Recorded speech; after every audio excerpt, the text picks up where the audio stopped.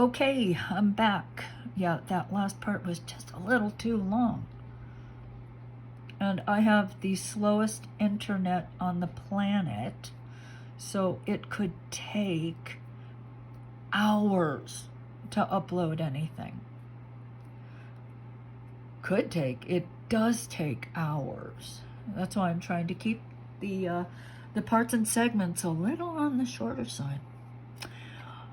Okay, so let's get started with the texturing. Now to texture, basically, I'm just going to use a ball stylus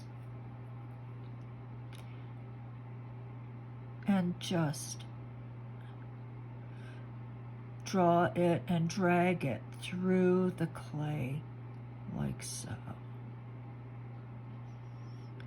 And for this, I am starting at the indent and going out at the tip.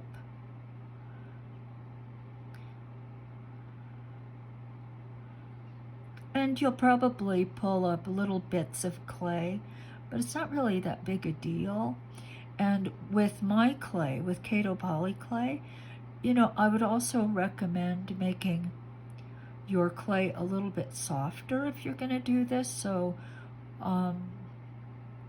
add it to the clay before you blend, because I think you can see I haven't really pulled up many little bits of clay. And if the clay were very dry, it certainly would. I'd have lots of little bits. But because the clay is on the softer side, thanks to our clay softener, I don't seem to have many little bits getting pulled up by the ball stylus. Okay, so I would just continue doing what I'm doing, working from one side, flipping, working from the other, going all the way around.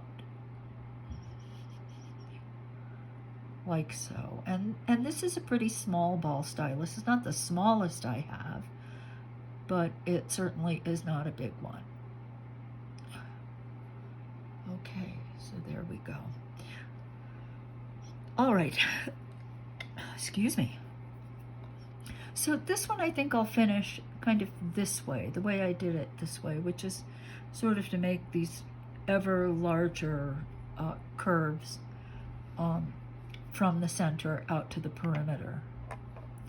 Now the difference, of course, you can see between these two beads is that I added one of these sort of Michelin Man sections at the bottom with the needle rolling like that and doing it just exactly as I did this one.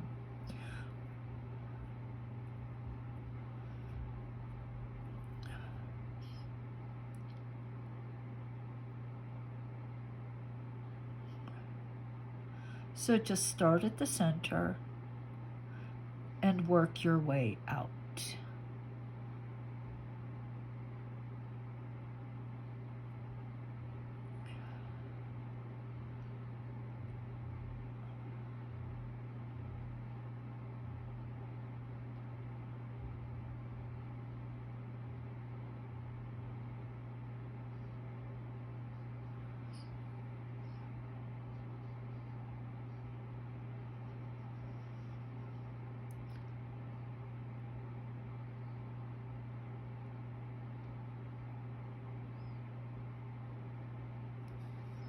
Okay, and I will continue. I would do more, and I would incise these light lines all over that way, and then of course around, oh, excuse me, around the body of the bead as I did here.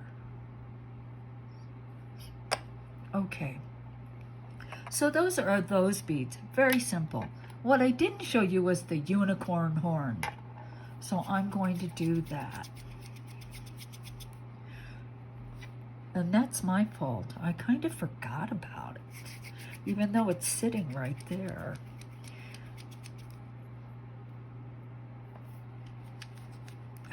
So I've shaped it. It's about the same size. And this time, the action is just like our Michelin Man bead, except I'm going to make one line around from here to here, starting at this tip.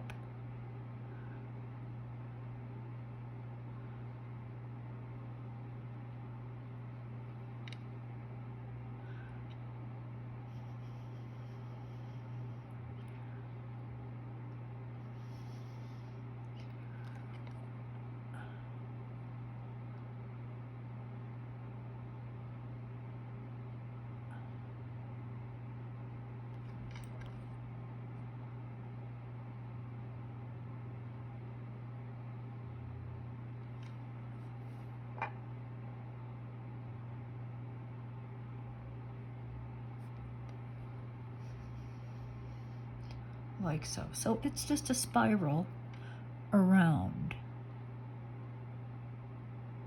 the form.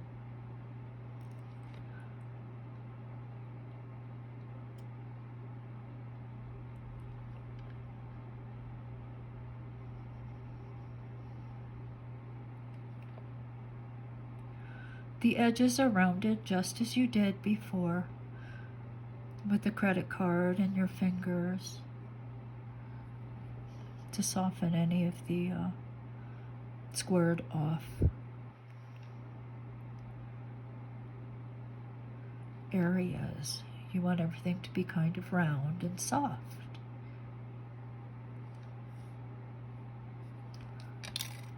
Okay, so basically that's what you do.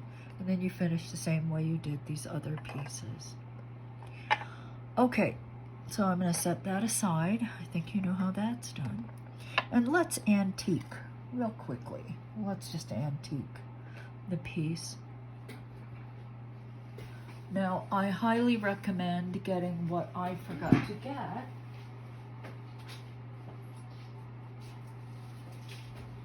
But luckily I have many, many of these.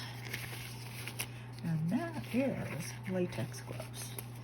Because we're going to take oil paint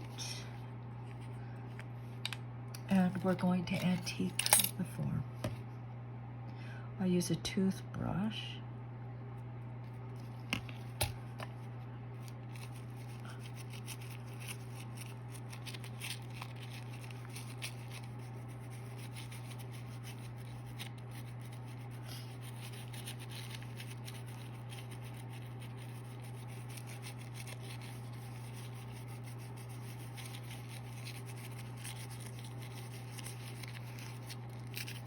And if you use oil paint, of course, you definitely want to have gloves.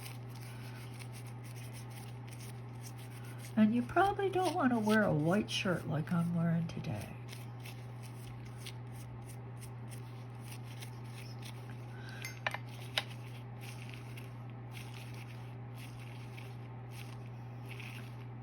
Now, I like a rather thick application of the oil paint.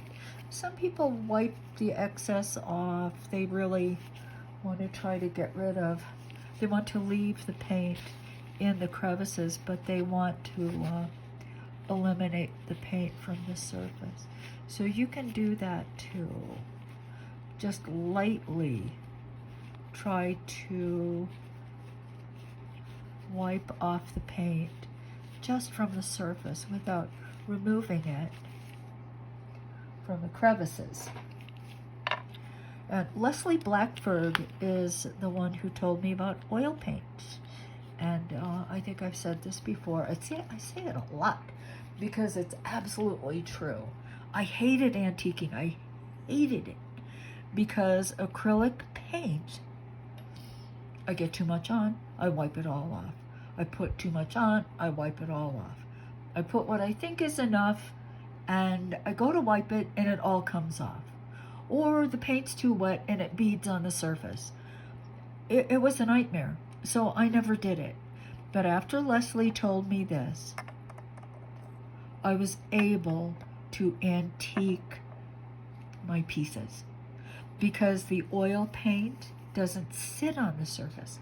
The oil paint stains the clay, which is fantastic. Changed my life.